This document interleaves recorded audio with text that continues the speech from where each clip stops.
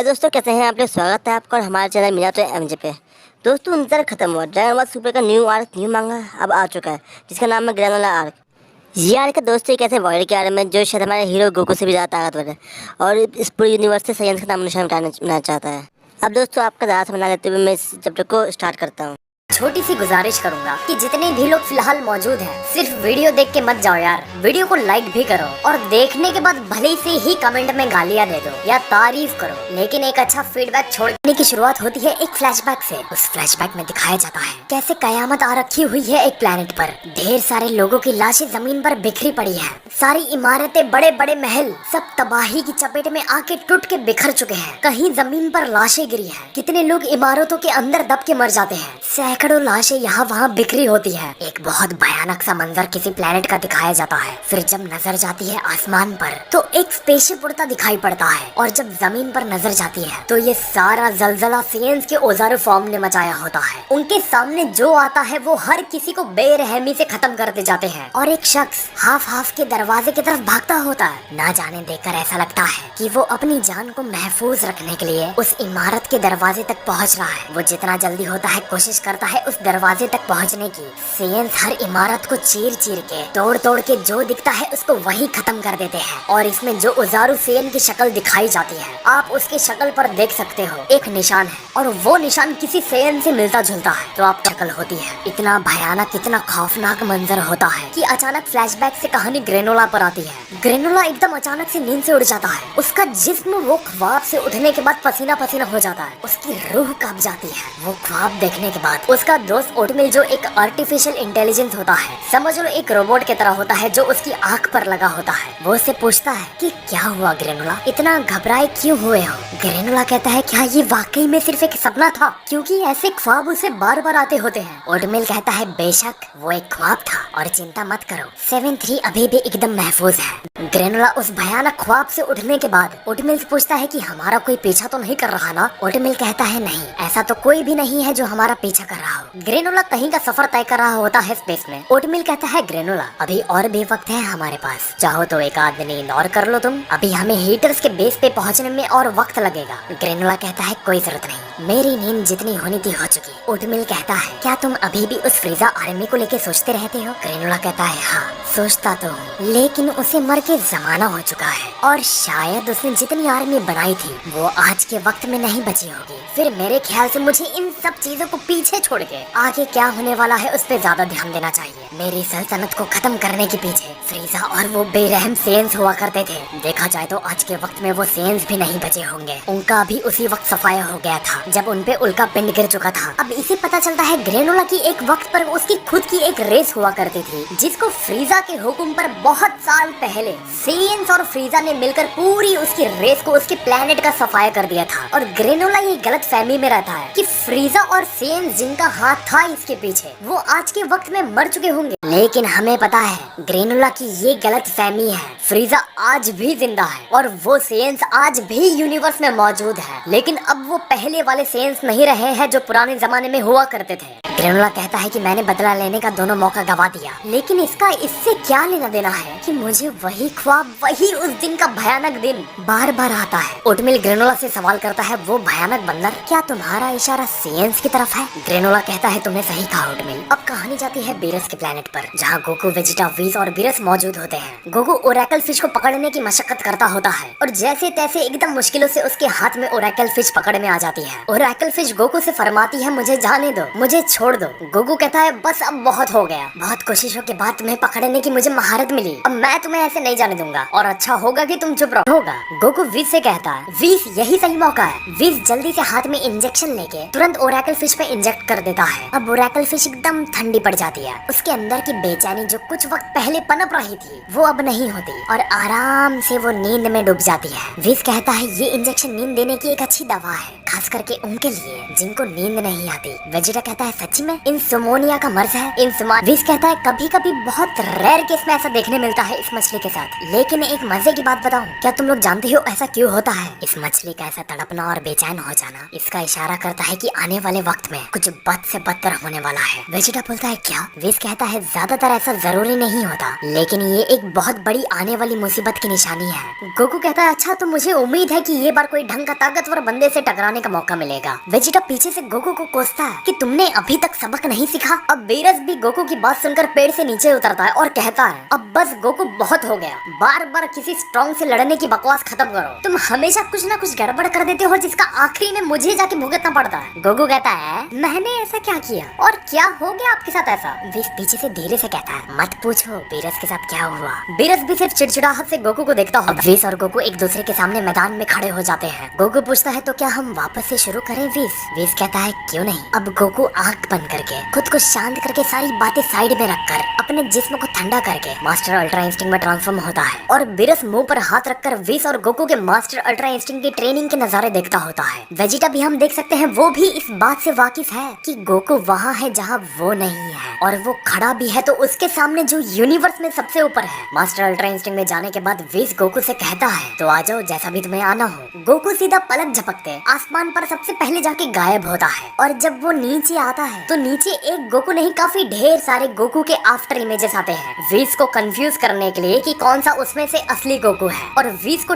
Test करने के लिए कि क्या विस जान पाएगा कि असली वाला कौन है। और वो सारे गोकू एक यहाँ से एक वहाँ से तो कोई साथ में एक साथ विस पर आना शुरू कर देते हैं। लेकिन विस एकदम आराम से बिना कोई हेजिटेशन के सिर्फ अपने एक हाथ से उन सभी गोकू को काउंटर कर दे जाता है। लेकिन उन सब गोकू में से कोई एक भी गोकू विस का बाल भी बाका नहीं कर पाता। अब जब सारी आफ्टर इमेजेस विस काउंटर कर लेता है तो असली गोकू मौका मिलते ही विस पर जाता है पूरी तेजी से। लेकिन उससे पहले विस एकदम आराम से गोकू के मुंह के सामने जाके खड़ा हो जाता है। तब भी विस के हाथ एकदम पीछे होते हैं, एकदम आराम से वो खड़ा रहता है। विस कहता है ये काफी ऑब्वियस था। कहने का मतलब उसका ये होता है कि ये सिर्फ और सिर्फ उसके लिए एक बच्चों का खेल है। ये कहते ही वो सीधा गोकू को लात मारता है और गोकू सीधा नीचे की जमीन से जाके टकराता है और वो अपने अल्ट्रा इंस्टिंक्ट के फॉर्म को डाउन कर देता है। अब विस उसे कहता है मुझे कॉपी करने से कुछ नहीं होने वाला और ये तुम्हें ज्यादा आगे तक भी नहीं लेके जाने वाली। बेहतर यही होगा कि तुम खुद के हिसाब से अपने अंदाज से लड़ना सीखो, क्योंकि गोकू को तुम जानते हो उसे वो विस को सबसे ऊपर देखता है तो उसके मन में ये होता है कि मैं भी इसी शख्स की तरह लड़ना सीखूं। तो विस उसे यही बात पर टोक देता है कि मेरे जैसे लड़ने की नकल बंद करो और अपने अंदाज से लड़ना सीखो। अब वापस से गोकू विस अपनी ट्रेनिंग में लगे पड़े रहते हैं और बेरस और वेजिटा गोकू और विस की ट्रेनिंग का नजारा देखते होते हैं बैठ के। देखते देखते वेजिटा बेरस से सवाल करता है क्या विस गोकू से लड़ते वक्त अल्ट्रा इंस्टिंक्ट का इस्तेमाल कर रहा है? बेरस कहता है कह नहीं सकते, एंजल्स हमेशा ही अल्ट्रा इंस्टिंक्ट के फॉर्म में रहते हैं। वो बने ही वैसे हैं कि वो सोते जगते हर वक्त अल्ट्रा इंस्टिंक्ट में ही रहते हैं। वेजिटा कहता है ओह तो बात ऐसी है। अब गोकू उलझा रहता है मास्टर अल्ट्रा इंस्टिंक्ट के फॉर्म में विस से ट्रेनिंग करने में। वो पूरा ट्राई हार्ड करता है सिर्फ विस को कैसे भी वो छू ले।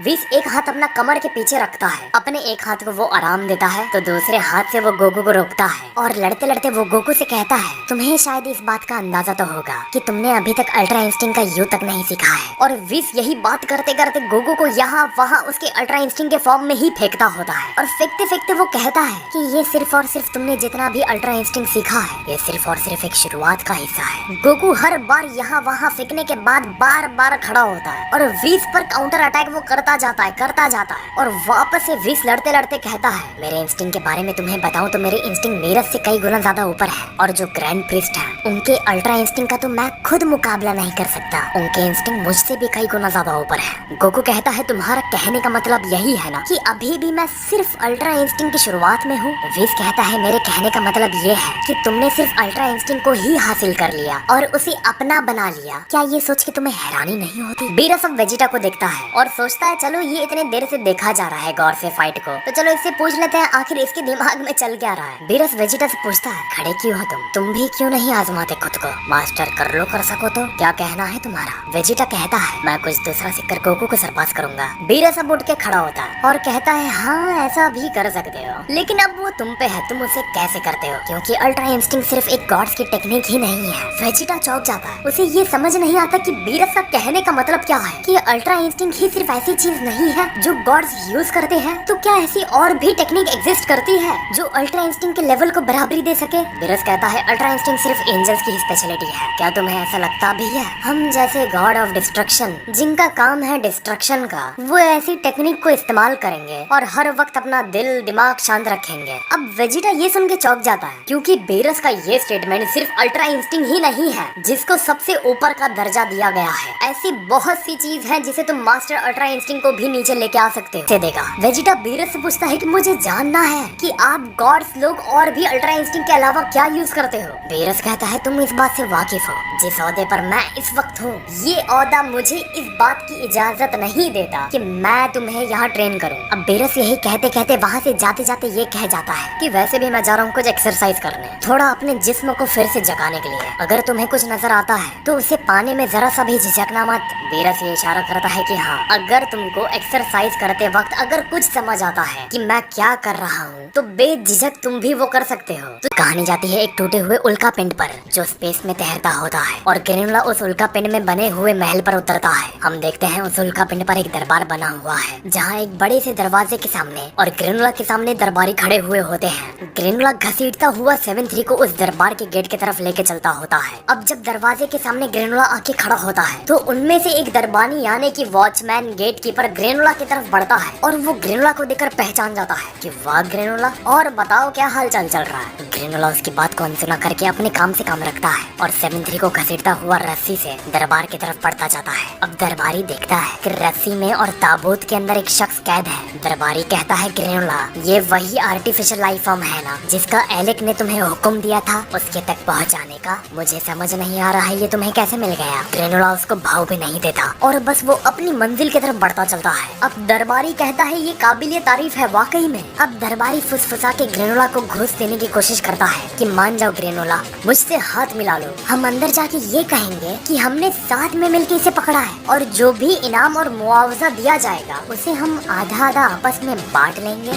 अब वो दरबारी से देखकर रहा नहीं जाता, वो ग्रेनुला के हाथ से उस रस्सी को अपने हाथ में लेने की कोशिश करता है, लेकिन उसकी मजाल ग्रेनुला सीधा उसके मुंह पर कहता है छूने की हिम्मत भी मत करना, तेरा एक कदम और सर कलम करके यही ताबूत के अंदर डाल के एलेक को दे दूंगा और इसके साथ मुझे तेरे सर का भी मुआवजा मिलेगा। दरबारी डर जाता है कि नहीं, मैं सिर्फ मजाक कर रहा था, मेरा ऐसा कोई इरादा नहीं है। अब जाओ जाओ जल्दी से, और जितना मिलेगा कम से कम आज रात की ड्रिंक तुम्हारी तरफ से कर देना यार। अब दरबारी उस बड़े से महल के दरवाजे को खोलता है और ग्रेनुला 7-3 को घसीटता हुआ अंदर दरबार की तरफ लेके जाता है। अब अंदर दरबार का माहौल तुम देख सकते हो, एक शख्स राजा की तरह कुर्सी पर बैठा है और कुछ लोग उसके आसपास अगल बगल में खड़े हुए हैं जो कि बेशक उसके चेले होंगे। और राजा का नाम एलेक होता है जिसने ग्रेनुला को ये काम दिया होता है 7-3 को लाके उसके हाथ में सौंपने का। अब मैं यहाँ एलेक नहीं कहूँगा, राजा ही कहूँगा, ज्यादा बेहतर होगा। राजा कहता है ग्रेनुला, तुम हमारी उम्मीद कभी नहीं तोड़ते, काम के शख्स हो तुम। यहाँ उस राजा के 3 चेले भी दिखाए जाते हैं, उनकी शक्ल आप पॉज करके देख सकते हो। राजा कहता है अब उसे लाओ भी,